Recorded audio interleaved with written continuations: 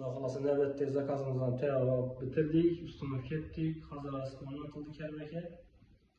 Mebelchilarimizniki Azamxon mebelini o'rnatdi. Men dash zo'rlari hali ulardan prototiп chizishlarga yoki ba'zi qisqalar bo'lmasligini mana zo'rlari qo'shiladi.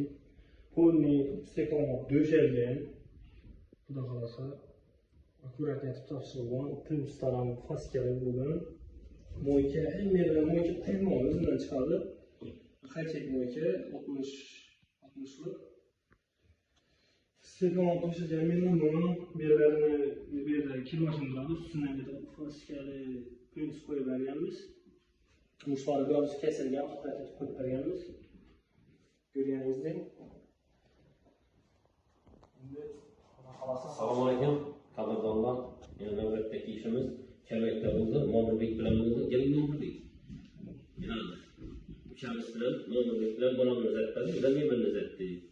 Ishga gap yo'q, ko'pdan beri ishlashimiz, barakat topsin, qo'lingiz deb yurmasin. Alloh taolo ishlarni rivojini bersin. Shu birgalikda ishlayapmiz, xizmatda bo'lsak, xizmatdamiz. Salomat bo'linglar. Yaxshi kunlar xizmat qilamiz.